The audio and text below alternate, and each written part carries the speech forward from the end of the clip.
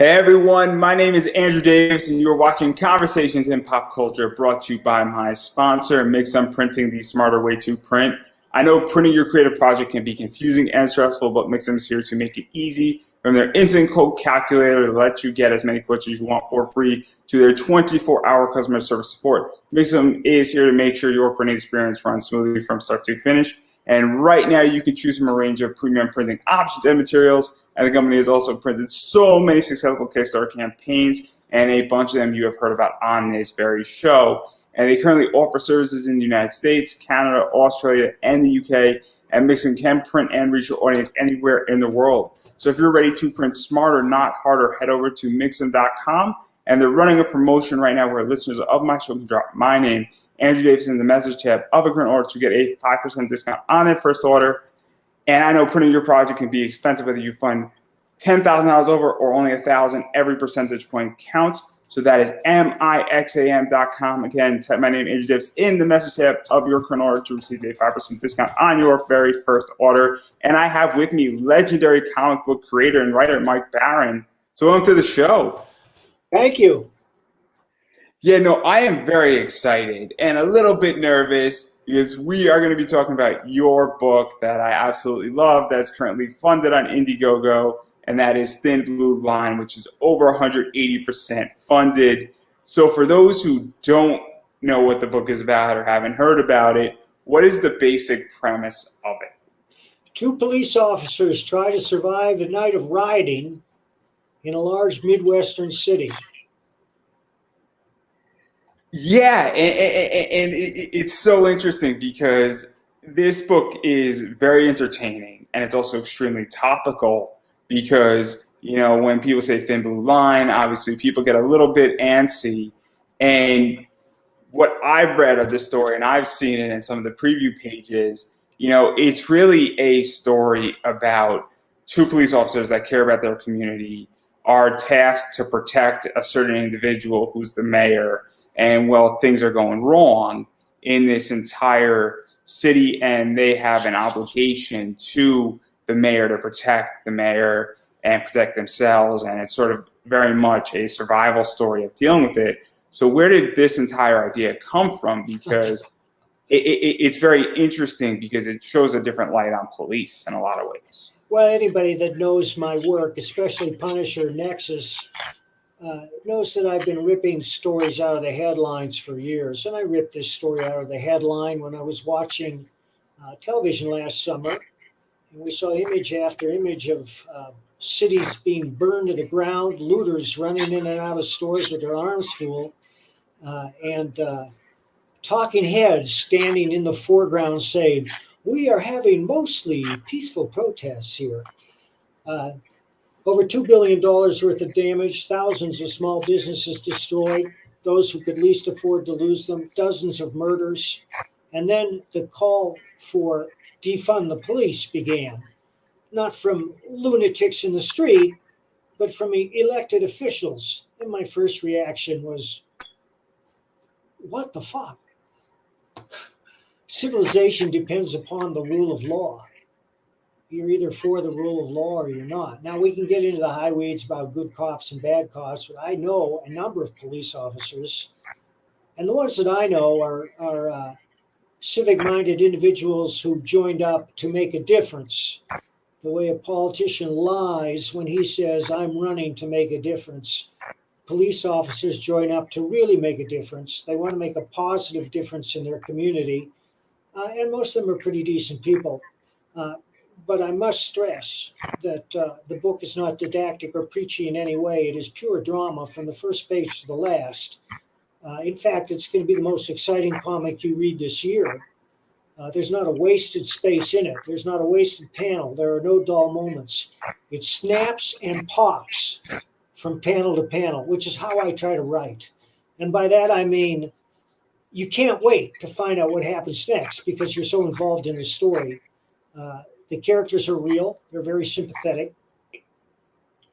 And the ultimate question in fiction is, the first question is, what happens next? That's the primary question.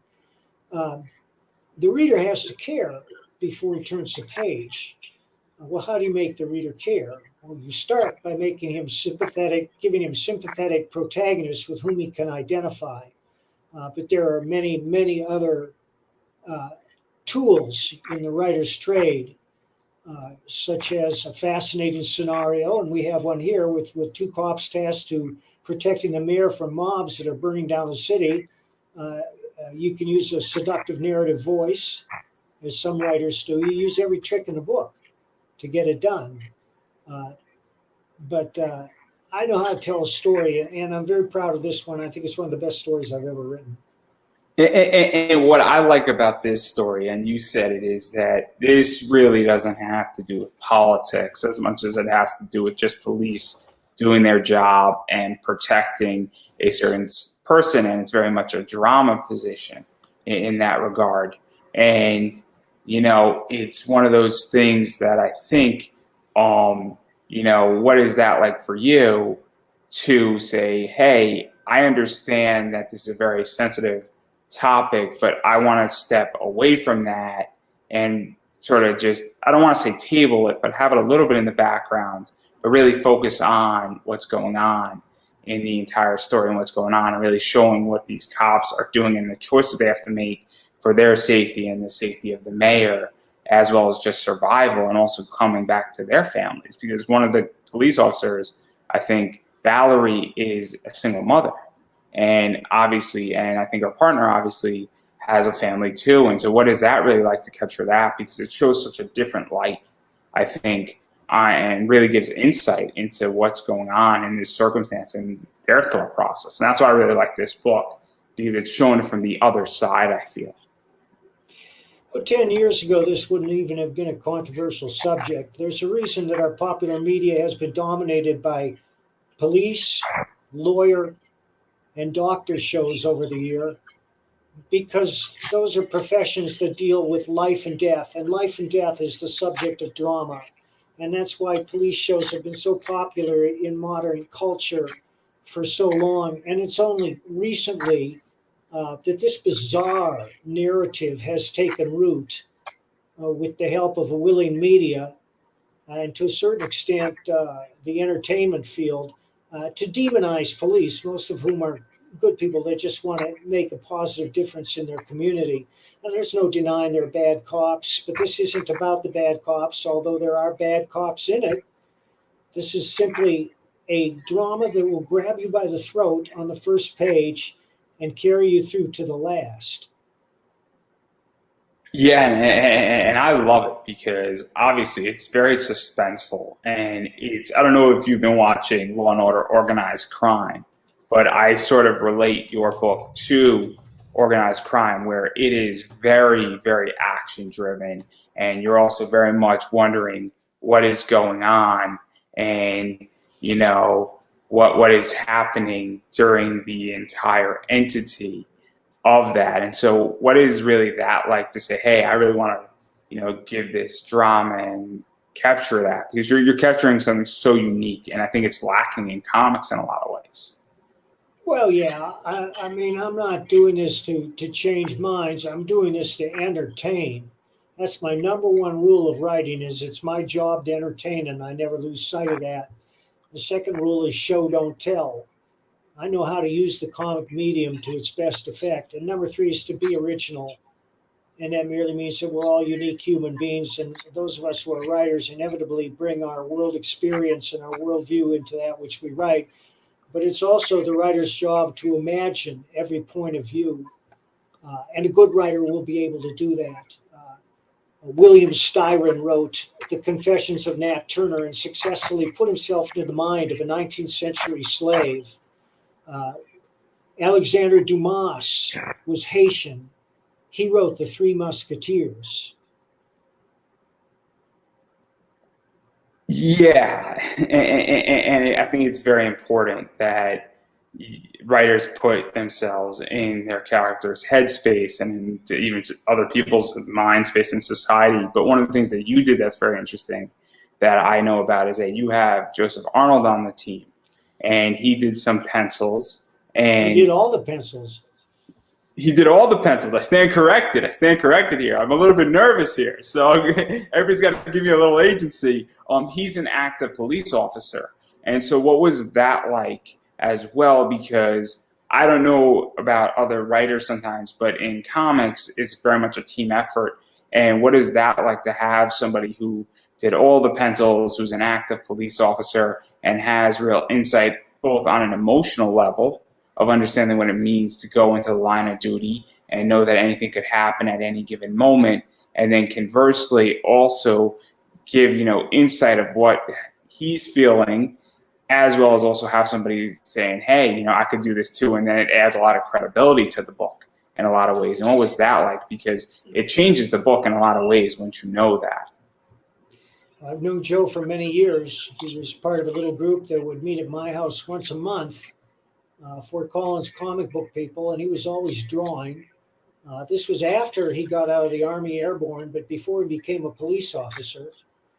So it seemed natural to ask him to draw this book.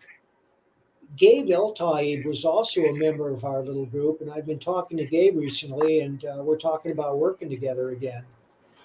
Joe, even though he is a full-time police officer, finished the book faster than many professional comic book artists would have. So to even talk about that, and it's a bit of an aside, one of the things that's happening in indie, and it bothers me, is that everybody says, I'm going to deliver the book in July, and then I don't get the book till January. Meanwhile, I paid for it in February on Kickstarter or Indiegogo. And I feel like there is a big issue going on with comics that, is, not, people aren't delivering per se.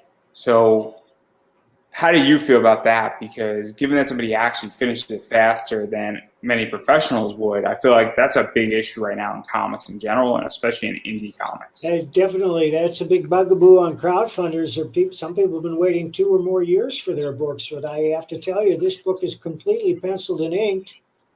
It's being colored and lettered right now. We met our goals enough to put out the basic book, but we haven't met our stretch goals, and there are secret stretch goals that aren't listed on the campaign stage. And I'd like to tell you what they are. If we get to 20,000, I dye my hair blue. If we get to 30, green. 40, mohawk. 50, shaved skull. These are real. I promise to do these, but there's only one way to find out. But we do have some groovy stretch goals. Like one of them is a ride-along coin. What is a ride-along coin? This police officers give these to people who do ride-alongs with them. This one's from the city of Phoenix, and it's in commemoration of explosive sniffing dogs. These coins are very heavy and thick. If Bullseye had one of these coins in his hand, he could probably knock you out with it. But I'm not going to throw mine at anyone because it would just bounce harmlessly off their forehead.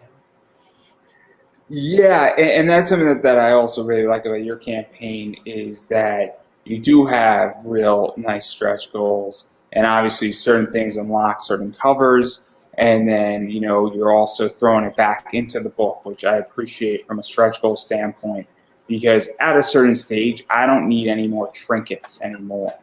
As a person, I like magnets, I utilize magnets, but I don't really want stickers. I am not a sticker guy. I'm not a pin collector. I don't need all that stuff, but I would rather have a thicker cardstock cover. I'd rather have the book be a little bit longer. I'd rather have, something that's actually meaningful. If somebody's going to send me an 11 by 17 print, I'll take it. But at the same time, after a while, I have a bunch of those, and that doesn't excite me anymore. So we have to get to 20 to do Sergio Cariello's alternative cover. I'm going to post this on the Facebook DM right now. It's a stunning cover. And if you're not familiar with Sergio Cariello, longtime Marvel and DC artist, and also the artist of the best-selling graphic novel of all time. So I think this is the cover. Wait a minute. That's Sergio's cover. And then for those who are interested, this is the main cover. That's right. That's Butch Geist. Now, Butch and I worked on The Flash together, and we're working on a new story now for Graham Nolan's Two-Fisted Manly Tales, and that story's going to knock you out. And I like Graham Nolan's work. I thoroughly, because him and Chuck Dixon, phenomenal with Bane. Phenomenal. Just I Yep. absolutely love their work on that. And so I'm very excited to see that project out and that coming, because obviously I love Graham Nolan's work. Me too.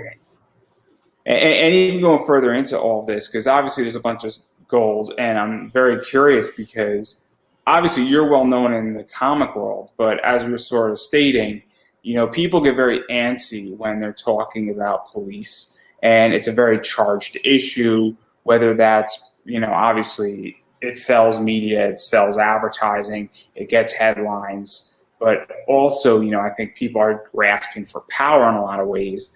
On all sorts of people in a lot of ways. They're doing that. And so what was this like for you, knowing that you're on Indiegogo and that you are over $14,000 funded? You set a goal for $8,000. As I stated, it's over $180,000.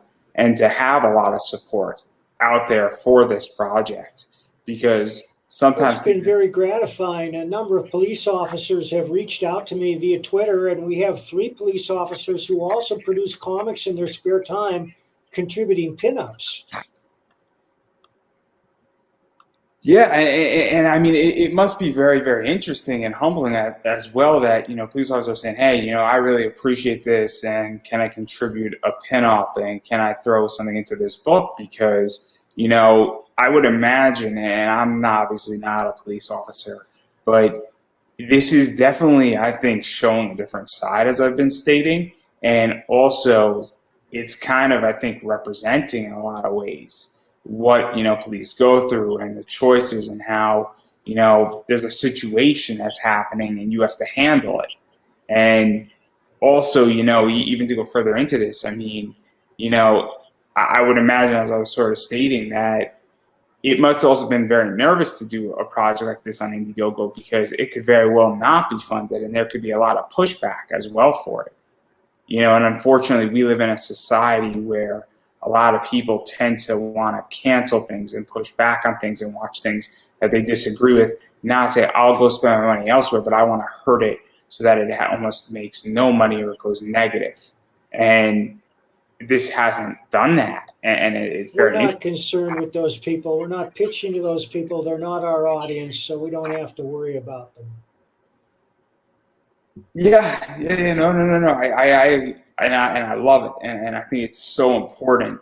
And obviously, I think that's sort of the attitude I think that needs to be taken in comics. And I'm also very curious about, because you're on Indiegogo versus going on Kickstarter or going on other crowdfunding, and I'm curious about that as well, because I primarily deal with people on Kickstarter, but I have my own issues with Kickstarter right now that people know about, where they're giving me a hard time on a project that I want approved. And I'm curious why you went Indiegogo versus Kickstarter, and what has that been like? Because I don't make those decisions. Chris Brawley, who runs the campaign, makes those decisions. But the people that are pushing back at you on Kickstarter is because they don't like Kickstarter, is because they have some grudge against Kickstarter for some arcane political reason. Is that it? Oh, with my project, I just think that they're just giving me a hard time because they don't like the way it's written, and they don't like particular rewards with my personal project that I'm trying to do. And they're not going to back you anyway, so you don't have to give them anything. Yeah, I mean, Kickstarter has to approve it, and I expect all my fans to back it. It's a requirement. If you would like to stay in good contact with me, and you like what I do, and you want to be on my show, it's a requirement. Not you, but obviously the people who. Well, obviously, I'm going to back you. No. I didn't say this isn't a pitch for you to back it. I know it's not. I'm just telling you. When it goes up in January, because now's a really bad time for crowdfunding in general with Christmas coming, and I'm just punting till January. It'll be much cleaner that way in that regard. But we're not talking about my project. This is about your project. And so obviously I do want to show the rewards because I think they are really good. I definitely showed this. So this is the regular cover. And I think this is obviously done by Butch Goosey. And I think I got the name. Geis? Again, names are not my thing. And so this is the regular cover. This cover still needs to be unlocked. So that's at, I believe, 20,000. And so you're right now at over 14. So it's not impossible. We're actually a lot higher than that. Hang on. I legitimately checked like a night and a half ago. So we're at 16.3 now. See, this is what happens when I don't check for 36 hours. This is exactly what happens. And so that's what so this cover, there's a good chance it's going to get unlocked. And then obviously just talking about, just showing a little bit of the art as well for those who are interested. This right here, and you could see some pretty intense scenes going on. And then, obviously I love this, which is just the, shield and obviously the blood on it. It's a very, very, very stark image, for lack of a better word. And then you have some other things going on with this as well, where the digital copy of this book is pretty cheap for those who just want to read it or are in foreign countries that is impossible to ship to. And then you also have the autograph edition. There's original art that's available. And then what I appreciate that you do is that you have a retail pack that allows a retailer to buy it at a cheaper position. And I think that's something that a lot of creators need to figure out how to do and understand how to do it, and also protect, shops, because you can't charge me, half cover price or even, 60% cover price and expect for me to make any money on it. Right. And so I think that's very important. I'm very much an advocate to that because I'm now entering that space on eBay. So I'm beginning to learn all about how that works and what's happening with that. So I think it's very important. And then also you could have a mugshot appear in the book. That's right. As well. And so what is that like to sort of draw people into the comic? Well, we've done before. We did with Florida Man, where at a certain tier, a person could become the referee in the ring when Crystal is fighting. Crystal goes by the handle Steely Danielle because they can't call her the Black Dildo, which is her real name. And if you want to know why they call her the Black Dildo, you have to read the Florida Man graphic novel. It's something that I really should read because I would probably thoroughly enjoy Florida Man. It's way the funniest comic ever written. And next year we're going to do Florida Man graphic novel #2, and that's even funnier. I'm really excited about that.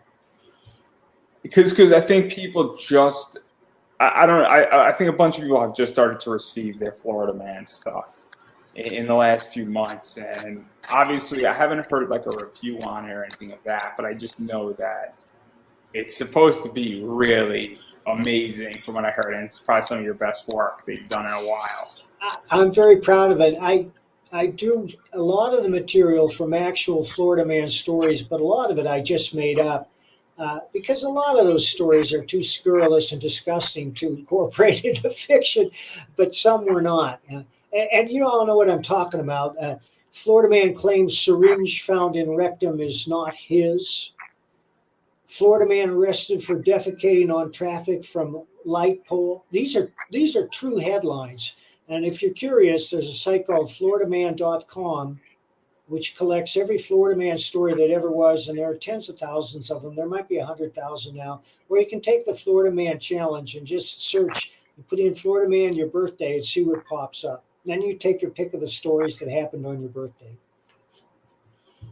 Well, maybe that'll be my birthday tweet, and you'll be the first person to like it, and that'll be the day I'll be in Facebook jail too. So there you go. Let that be a present to yourself. I'll have a peaceful week. Let's put it that way. Yeah. Obviously, I want people to back this project. It's in the comments section down below. It's also on the bottom of the screen. And I want people to back it for two reasons. A, obviously, we are very much politically charged in this country on snapping at people and throwing certain slogans out that really don't solve anything, in particular with the issues that are going on in America. By any stretch of the imagination, there are a bunch of ridiculous statements that I think both sides of the political aisle have made in the last, 2.5 years. And I think this comic, in a lot of ways, it's not going to heal, and I don't want to conflate, but I do think that it's very entertaining, and also I think it adds a human element to police. And I think that's something that I think people have to understand, is that this adds an element, and you say, oh, these people actually have a life. They're normal people like me, because what I've read of this story so far, these two cops, the mayor, and a lot of these people are just normal people, and something's going on, and they all have to make decisions. So where can people find this book, and where can people support it, and what is the final pitch to back the book? Because I do want this thing to reach 20, 25,000, 30,000 if possible. Blue hair, green hair, mohawk, shaved skull. You can find it at thinbluelinecomics.com. And the main reason to back the book is because it's the most gripping and entertaining comic book you'll read all year. Yeah, no, and I'm first person to say that I don't think you're going to be disappointed. It also is, just to add a little more context, as certain goals are unlocked, the story is going to get a thicker cardstock cover. The stock, as further goals are unlocked, is going to become a heavier book. It's going to become a more durable book. More money is going to be put into the book. I think the book at another stretch goal does get extended a little bit, as well as another cover gets unlocked, and some other cool stuff that is coming down the line, and some charity elements as well, with, some Brazilian Jiu-Jitsu, that program is out there. So obviously, you're supporting a very cool book in that regard, and it's very important. And I'm going to keep saying is that you have to support indie content creators. And what that means is backing their Kickstarters, and that, or Indiegogos for that matter. Obviously, it's an Indiegogo and backing crowdfunding operations, because that's how books get done. And even going further off of that, once you back it, you then should share that you backed it out, because that goes a long way. And you should share this project out on Facebook and Twitter and Instagram and any other social media platforms, because it goes a long way as well. I'm also an indie content creator. I have a bunch of things going on. I have Buy Me a Coffee. So obviously that's kind of what you should do with me. And on that note, that's all I got going on. And I'm going to give you the final word, because I know you got to go to your second interview. So final word from you. Thank you, Andrew, for having me on. If you want a good comic, back this book. And I believe that is perfect, and that is a wrap.